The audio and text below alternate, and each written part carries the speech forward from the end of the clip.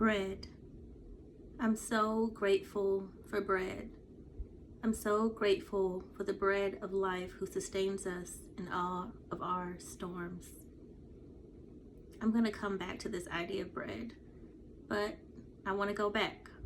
I want to go back to July 31st. We had just spent 2 days at a human trafficking conference. I left, I went to a coffee shop and recorded a video, had a moment, enjoyed my favorite latte. And I went home and I thought that I would go and write some more. And so I found another quiet spot to begin preparing for a speech that I was to give in a month and a half's time. And I was encouraged. I was like, I found a little spot. I'm going to be more diligent. I'm going to start writing. And then August 1st happened. And August 1st, I was sick. I was sick all weekend. And so I allowed my body to rest. And I assumed, well, within 3 days, I was going to be resurrected from this sickness. But that's not what happened. The rest of August was a struggle. I just continually did not feel well in my body. There were peaks and valleys of just feeling like I'm getting better, and then nope, no, I'm not. And it was a struggle. And I remember feeling this weight of, Lord, I will need to go to work. I want to be present, right? And be there. Also, I need to be a mama. I need to do the admin things. And Lord, you have signed me up for 2 speaking engagements for which, you know, I struggle to even say yes to speaking. And so I need time to prepare. And so in the midst of this battle with illness, when I'd have stretches of time where I had energy and wellness, I pursued my writing and my practicing. But something else happened in July right before August. I hadn't seen really and interacted with my neighbors in a little bit. And that particular night, I think when I was headed in, they were headed out, and my neighbor informed me that his children's mother had died. These are little ones as young as 5-year-olds all the way to your preteens. It was 4 children who had just lost their mom. And I remember feeling like, man, what a weight for them to carry at such a young age. And I've wanted to be intentional about just being a present and giving and kind neighbor. And so it was my thought to like, oh, I should probably do something. I need to go spend some time right with this family. But then there was nothing in me that had time to be with them. I just had enough to make it through my work days and make it home and try to get some things accomplished and get a 6-year-old, ready for school the next day and spend some time with him. And I was wiped out. And so I just remember feeling this sense of like, man, I'm absent. I'm not available. But it's almost like I didn't have the means and capacity to be. I remember another time in my life like this, and I was in a trauma reboot class at my church of just ladies, and the first night I think they had asked all of us what effect had trauma had on their life. When it got to me, I said something to the effect of that trauma had affected my impact. And it was something more astonishing than that, because had a pin dropped on the carpet, you could have heard it. There was this eerie silence in the room when I spoke those words, because literally what I was saying is that, I think I said something more like this. I said that trauma affected the impact that I was supposed to have. So I felt like the thing that was inhibiting me from being fully present and fully available to people in my life had somehow rendered my effectiveness, my usefulness, and what I was supposed to give to others, it just wasn't there. And I saw, you know, impacts that I felt like in other people's lives because of that, because I wasn't there. But it was like encouraging for my sisters to just say to me, like, Whitney, you are very impactful. And almost like because of what you went through, you have an even different and greater impact because of the storms that you've walked through. And so I thought about that today when I went downstairs to deliver bread. We had a gala last week at my job, and there was tasty food left over. Some of that being these jumbo packs of Hawaiian rolls, and they just needed to get rid of them. And so I was like, I'll take them.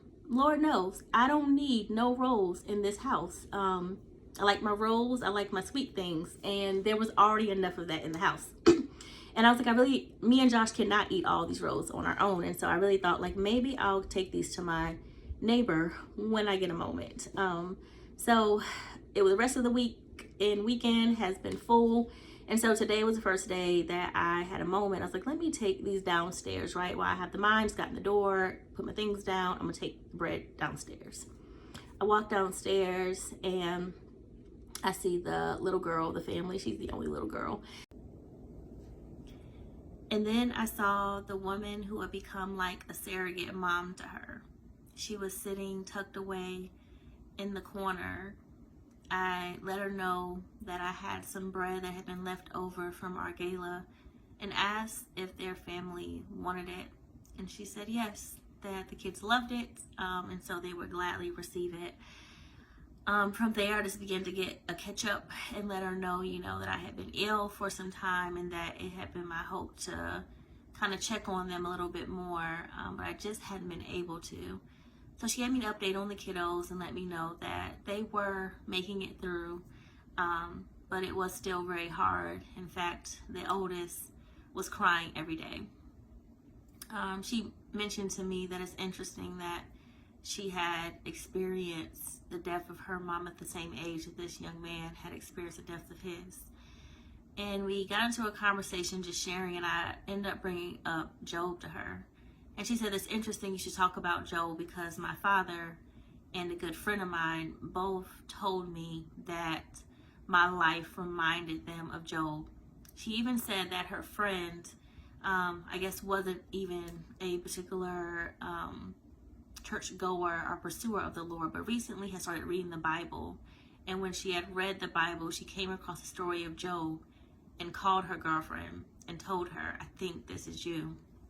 And so I began to share with her, you know, how much Job had meant to me and how I had recently just spoken about Job in the speech that I had given on this past Saturday.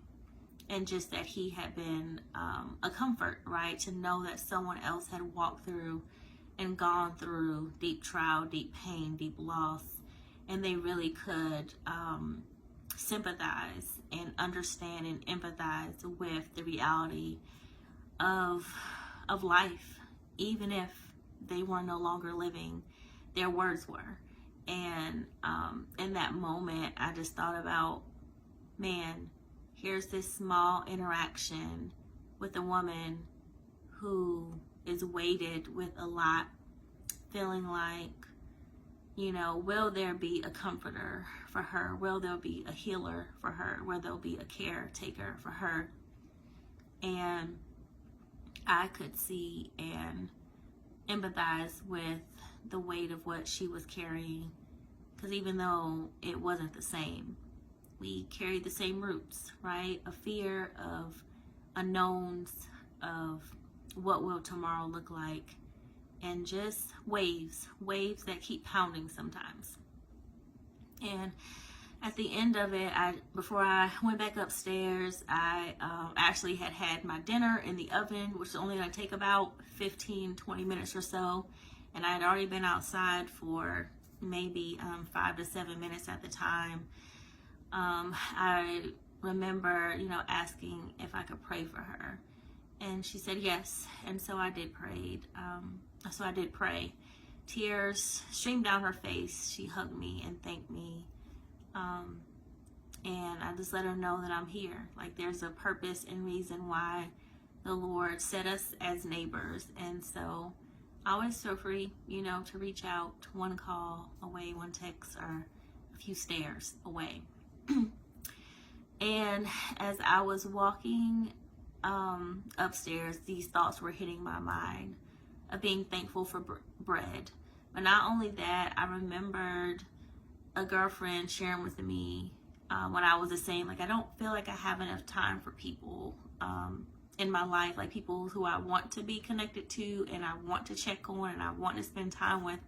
I just don't have capacity. And I remember she said that she had heard that just 12 minutes of conversation with a person can really impact and change their lives.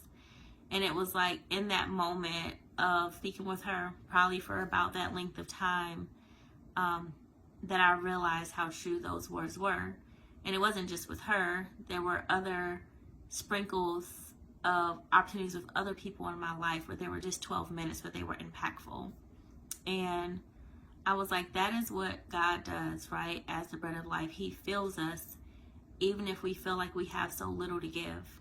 Like, I probably wanted to do more for this family, whether make or more than likely buy them a meal and take it to them. And so feeling like I just have these loaves of bread, right? Just like that little boy. I just have these loaves of bread, but I'm going to go and I'm going to give it. But I gave what I had. I gave bread. I gave presents. I gave my ear. And I gave the comfort, a shared comfort of knowing grief. I told her that I would share what I had written and what I had spoken at this women's conference this past weekend. And so I did.